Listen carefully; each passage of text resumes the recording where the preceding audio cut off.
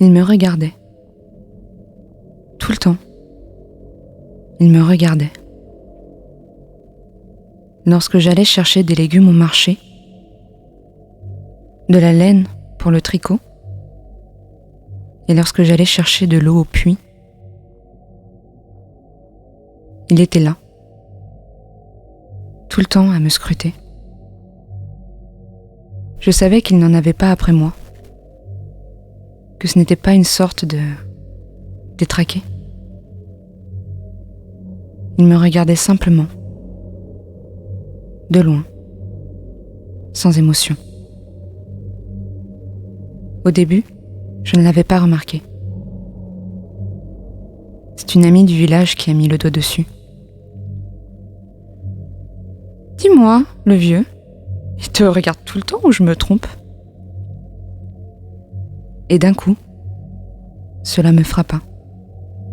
Oui, constamment.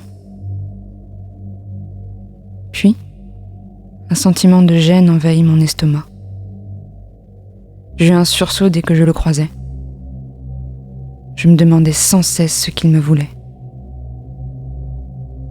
Il se déroula 1 mois avant que ce sentiment ne s'efface.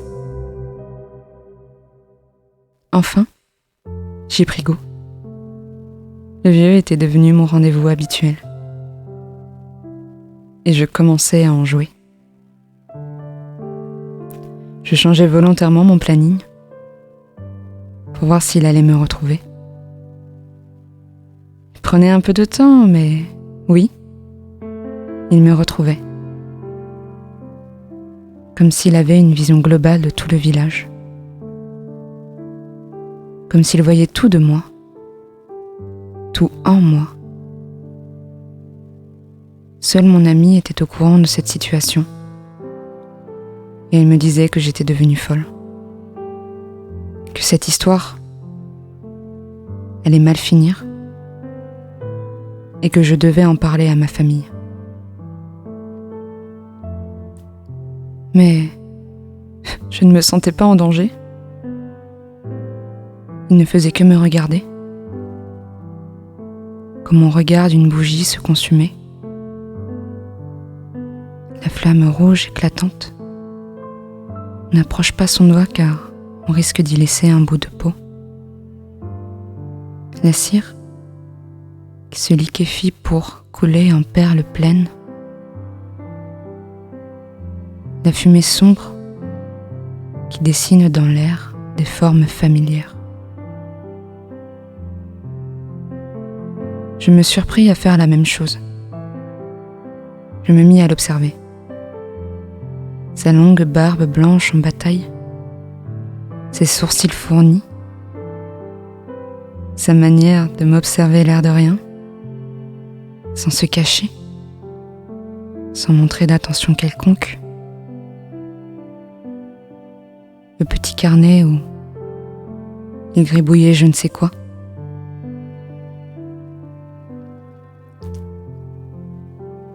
Il arrêta. Du jour au lendemain, il arrêta. Cela me déstabilisait à tel point que je me mis à le chercher. C'était un petit village, mais finalement, personne ne le connaissait vraiment. C'est un vieux fou, disait la boulangère. Il vit en ermite et ne parle à personne. Voilà encore un original, plaisanta le boucher. C'est un peintre, me dit le bibliothécaire. C'est un peintre, répétai-je. Oui, c'est un peintre. Il vient très souvent m'emprunter des livres sur des techniques de peinture. Celui qu'il a le plus emprunté, c'est celui-ci. Tiens, regarde. Il me tendit un livre très usé, aux pages cornées. La première de couverture me révélait le titre. Couleur, broyée, noyée, cendrée, tout pour une peinture éclatante. Je caressais le livre, comme j'aurais pris la main d'un vieil ami. Les jours passèrent, mais toujours aucun signe du vieux. Je partis à la cueillette. Là-bas, j'aperçus le vieux et me cachai derrière un buisson. Il soupira légèrement. Sa barbe remua de la même manière qu'un caillou tombé dans l'eau. Son regard était intense, comme s'il sondait dans les profondeurs de mon âme. Ses yeux, noirs ébène, scintillaient comme de l'ivoire, tandis que ses rides rudes et profondes, qui dessinaient le contour de ses globes, étaient sévères. Il me fit signe du doigt de le suivre. Je le suivais, en gardant un espace de sécurité, une distance pour ne pas l'effrayer.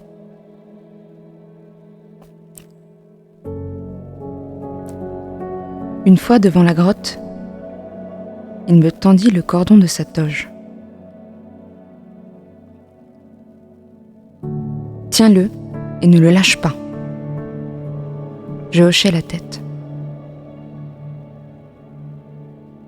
Le noir, infini et profond, était là. Plus on s'enfonçait, plus j'enfonçais mes doigts dans les fils de la corde. Quand, tout à coup, une lumière vive et agressive m'aveugla, l'espace d'un instant. Lorsque je m'habituais à la luminosité,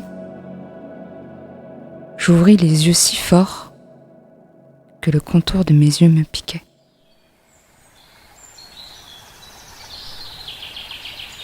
J'étais entrée dans un monde invraisemblable. Des oiseaux mécaniques s'abreuvaient dans un filet d'eau qui coulait le long d'un mur de pierre infranchissable. Des tigres de papier jouaient avec le liquide brun et collant des arbres, dans lesquels des libellules de dentelle étaient prises au piège. Des poissons de bulles manquaient d'éclater à chaque assaut des chats de laine. Et des fleurs me fixaient. C'étaient ces fleurs qui semblaient le moins surréalistes.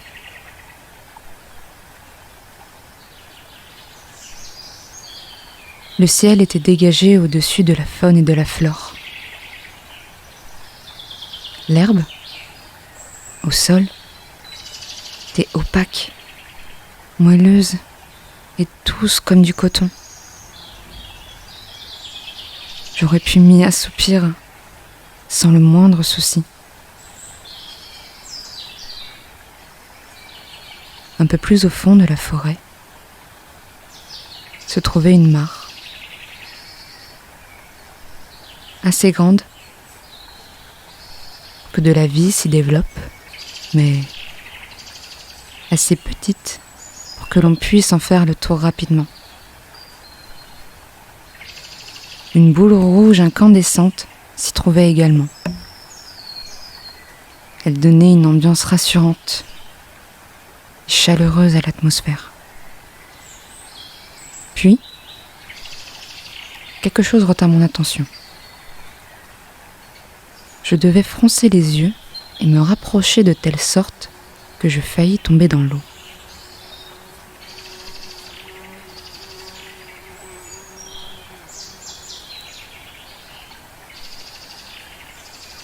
Un minuscule radeau en feuilles d'érable, se trouvait au centre de la mare. Une souris était allongée sur le radeau. Je ne pouvais dire si elle prenait un bain de soleil ou si elle avait trépassé. J'attendais d'apercevoir la moindre petite respiration, le moindre petit mouvement de ventre qui m'attesterait qu'elle était bien en vie. Soudain, je perdis prise, tombai dans l'eau. La souris tourna la tête pour voir la mare engloutir tout mon être. L'eau était à la fois glaciale et brûlante.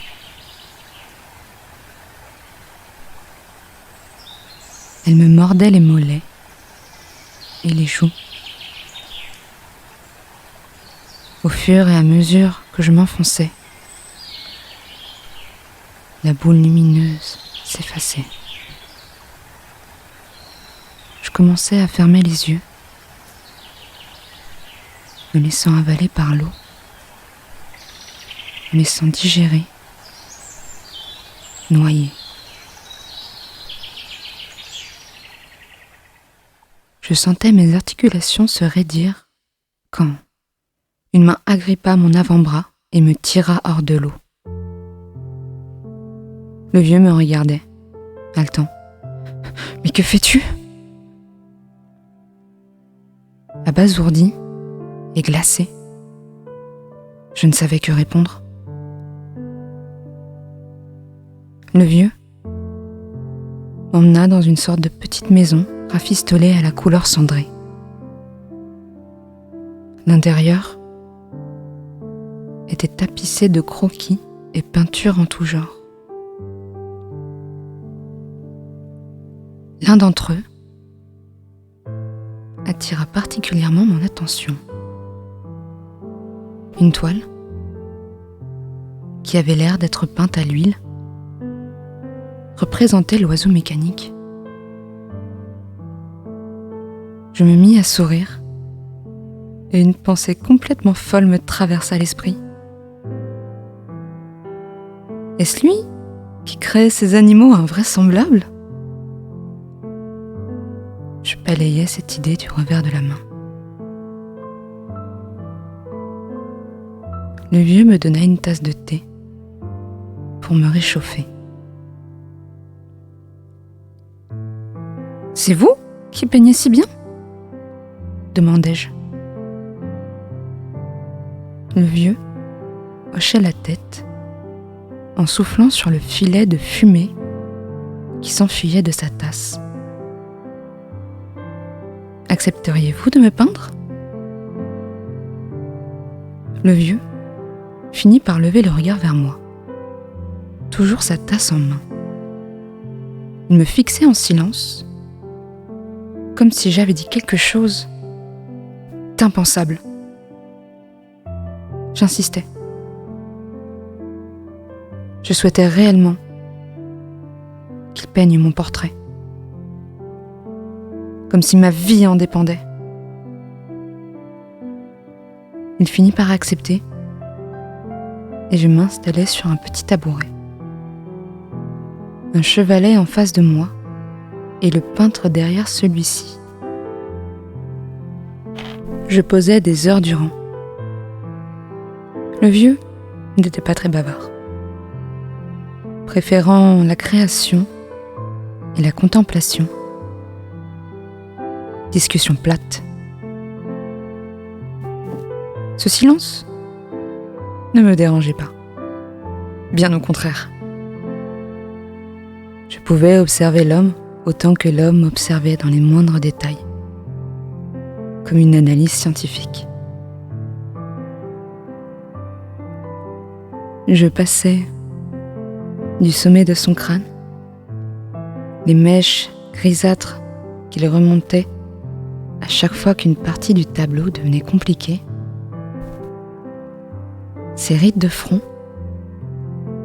qui montraient sa concentration extrême,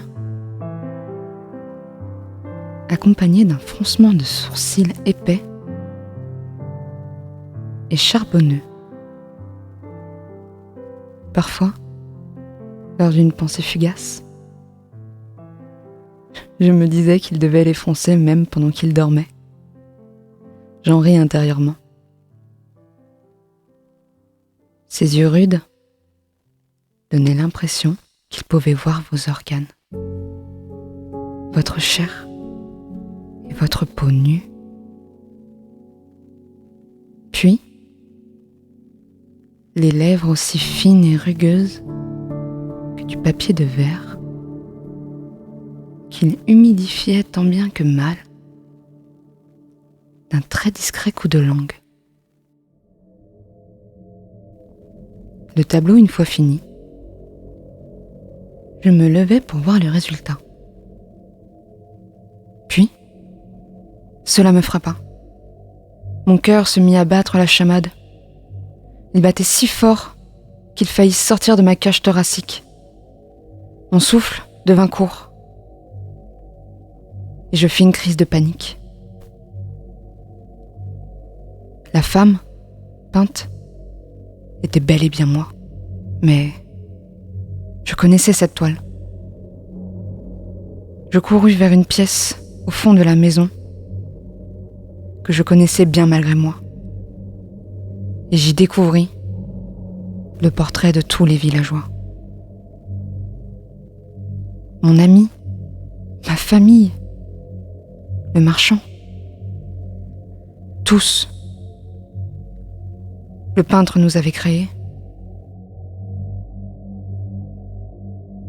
Le vieux refermait la porte derrière moi. Ce livre ne m'a été d'aucune aide.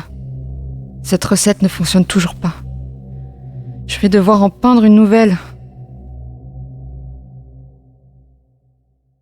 Eva Feppeler, broyée, noyée, cendrée.